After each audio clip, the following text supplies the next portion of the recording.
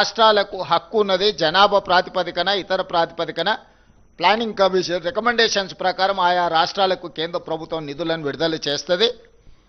తెలంగాణ రాష్ట్రం నుంచి కేంద్రానికి మనం చెల్లించే ప్రతి రూపాయికి 42 పైసలు తిరిగి మనకు కేంద్రం ఆ నిధులను వెనక్కి పంపుతుంది అని చెప్పారు. నేను అడిగిన మరి ఇతర రాష్ట్రాల పరిస్థితి ఏంది? తెలంగాణ రాష్ట్రానికి కేంద్రానికి తెలంగాణ రాష్ట్ర ప్రజలు ₹1 తెలంగాణ రాష్ట్ర ప్రభుత్వం ₹1 పన్నుల రూపంలో చెల్లిస్తే అందులో నుంచి 58 పైసలు కేంద్ర ప్రభుత్వం పట్టుకొని తెలంగాణకు 42 పైసలు ఇస్తున్నారు అని చెప్పాను. అప్పుడు నేను మిగతా తెలంగాణ రాష్ట్రంలో కర్ణాటకకి ఎంత వస్తున్నది అని అడిగిన. ₹1 కర్ణాటక చెల్లిస్తే 16 పైసలు కర్ణాటకకి ఇస్తున్నారు.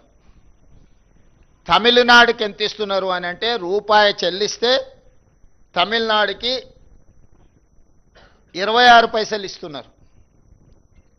తెలంగాణకు 42 పైసలు ఇస్తున్నారు. కేరళకు 49 పైసలు ఇస్తున్నారు. దక్షిణాది రాష్ట్రాలైన కర్ణాటకకి ₹1 కేంద్రానికి పన్ను చెల్లిస్తే 16 పైసలు తిరిగి మనకు పథకాల రూపంలో వస్తున్నాయి. తమిళనాడు ₹1 చెల్లిస్తే తమిళనాడుకు 26 పైసలు వస్తున్నాయి. తెలంగాణ రాష్ట్రానికి 42 పైసలు వస్తున్నాయి ₹1కి. కేరళ రాష్ట్రానికి 49 పైసలు వస్తున్నాయి అని చెప్పి దక్షిణాది రాష్ట్రాలకు సంబంధించి ఈ రకమైన వివక్ష ప్లానింగ్ కమిషన్ అంచనాలు లెక్కలు వేయడంలోనే లోపభూయిష్టంగా ఉండి దక్షిణాది రాష్ట్రాలకు భారతీయ జనతా పార్టీ తీరని అన్యాయం చేస్తుంది. మనకు రావాల్సిన నిధులు మన వాటా సక్రమంగా దక్కడం లేదు అని చెప్పి అధికారిక లెక్కలు చెప్పారు. సరే మంచిది, మరి ఉత్తరాది రాష్ట్రాలు బీజేపీ అధికారంలో ఉన్న రాష్ట్రాల పరిస్థితి ఏంది అని అడిగినప్పుడు బీహార్ రాష్ట్రం ₹1 పన్ను చెల్లిస్తే బీహార్కు ₹6.06 కేంద్రం నిధులు విడుదల చేస్తుంది. మధ్యప్రదేశ్కి ₹1 మధ్యప్రదేశ్ ప్రజలు పన్ను చెల్లిస్తే ₹2.09 మధ్యప్రదేశ్కు కేంద్ర ప్రభుత్వం నిధులు కేటాయిస్తుంది. అదే పెద్ద రాష్ట్రమైన ఉత్తరప్రదేశ్ పరిస్థితి ఏంది అని అంటే ₹1 ఉత్తరప్రదేశ్ కేంద్రానికి చెల్లిస్తే ₹2.03 ఈరోజు ఉత్తరప్రదేశ్కి కేంద్రం నిధులు విడుదల చేస్తుంది.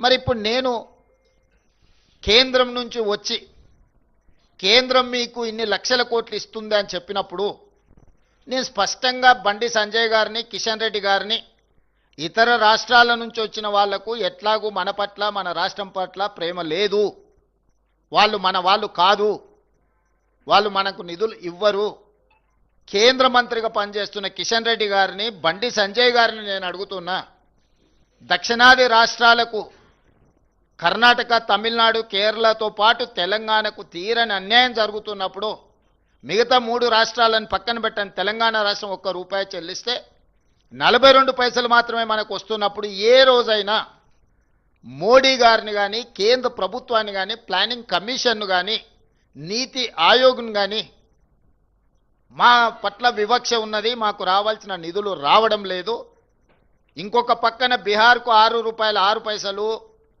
మధ్యప్రదేశ్కు ₹2.09, ఉత్తరప్రదేశ్కు ₹2.03 మీరు అత్యధికంగా నిధులను తరలిస్తున్నారు. ఇది వివక్ష. ఈ వివక్షను సవరించండి, సరిదిద్దండి, తెలంగాణకు నిధులు ఇవ్వండి అని ఏ రోజైనా కిషన్ రెడ్డి గారు కానీ, బండి సంజయ్ గారు కానీ ఏమైనా మాట్లాడినరా? మన హక్కులు మనం చెల్లించిన దాంట్లో మనకు అదనంగా ఇవ్వకపోయినా మన రూపాయి మనకిచ్చినా మనకి ఎన్నో నిధులు రావాలి, వివక్షతోని మనకు అన్యాయం చేస్తుంటే అది దాచిపెట్టి, అది మూసిపెట్టి కేంద్రం నుంచి వస్తాదులను పిలిపించి తెలంగాణకేదో దయాదాక్షిణ్యము, దాన ధర్మాలు చేస్తున్నట్టుగా, తెలంగాణ ప్రజల ఆత్మ గౌరవాన్ని కించపరిచేటట్టుగా, తెలంగాణ ప్రజల యొక్క ఆత్మ గౌరవాన్ని ఢిల్లీలో మోడీ గారి దగ్గర తాకట్టు పెట్టినట్టుగా మీరు మాట్లాడడము మీ స్థాయికి, మీ హోదాకి, తెలంగాణ ప్రజలు మీకు ఇచ్చిన గౌరవానికి న్యాయమా? మీకు 8 పార్లమెంట్ సభ్యులు ఇస్తే మీరు తెలంగాణకు తీసుకొస్తున్నది ₹1 చెల్లిస్తే ఈరోజు 42 పైసలు దీంట్లో ఇక్కడ కూడా నెల్లూరు పెద్దారెడ్డి రికమెండేషన్లు అవసరం లేదు. ప్లానింగ్ కమిషన్ క్యాలిక్యులేషన్స్ ప్రకారం ఇతర రాజ్యాంగబద్ధంగా కల్పించిన హక్కు ప్రకారము ఒక ప్రాతిపదికన లెక్కలేసి డెవల్యూషన్ ఆటోమేటిక్గా రాష్ట్రాలకు పంపిస్తారు. దీంట్లో ఎవ్వరేం చేసేది లేదు. ఆటో మోడ్ ఆటోమేటిక్గా నీకు రావాల్సింది వస్తుంది. దీంట్లో ఎవరి ప్రయత్నం కానీ ఎవరి ఆలోచన కానీ దాన్ని ఏదైనా పెంచాలంటే ప్రయత్నం చేయాలి. కానీ ఈ ఆటో మోడ్లో డెవల్యూషన్ ప్రకారం మనకు రావాల్సింది మనకు వస్తుంది. ఇందులో ఎవరు చేసింది లేదు, ఎవరు తెచ్చింది లేదు. మరి కేంద్ర ప్రభుత్వం నుంచి ఎట్లా తెచ్చుకోవాలని మీరు అడగవచ్చు. ఎస్, ఇన్కమ్ ట్యాక్స్ కానీ క్యాపిటల్ గెయిన్స్ కానీ ఇతర రూపాలలో కేంద్ర ప్రభుత్వమే డైరెక్ట్గా పన్నులు వసూలు చేస్తుంది దేశం మొత్తం. అందులో హయ్యెస్ట్ క్యాపిటల్ గెయిన్స్లో కానీ ఇన్కమ్ ట్యాక్స్లో కానీ ఇతర రకరకాల పన్నుల రూపంలో తెలంగాణ రాష్ట్రం కూడా అత్యధికంగా, డెవలప్డ్ స్టేట్స్ అయిన దక్షిణాది రాష్ట్రాలే ఈ దేశంలో అత్యధికంగా పన్నులు చెల్లిస్తున్నారు. అది కేరళ, తమిళనాడు, తెలంగాణ, ఆంధ్రప్రదేశ్, కర్ణాటకనే దాదాపుగా ఈ దేశంలో వసూలు చేసే పన్నుల్లో 40% పైగా కేవలం ఈ 4 రాష్ట్రాల నుంచే ఈరోజు మనం చెల్లిస్తున్నాము. అవి సరాసరి కేంద్ర ప్రభుత్వం దగ్గరికి వెళ్తాయి. కేంద్ర ప్రభుత్వ ఖజానాలో ఈ నిధులన్నీ ఉంటాయి.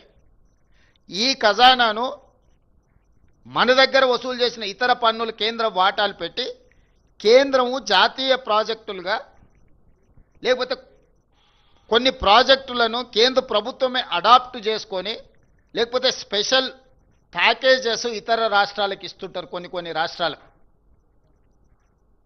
అట్లా మీరు బీహార్కి ఇచ్చిండ్రు, లేకపోతే గుజరాత్కు తరలించకపోయారు ప్రాజెక్టులు, బుల్లెట్ ట్రైన్లు, లేకపోతే ఇతర విమానాశ్రయాలు, రకరకాల అభివృద్ధి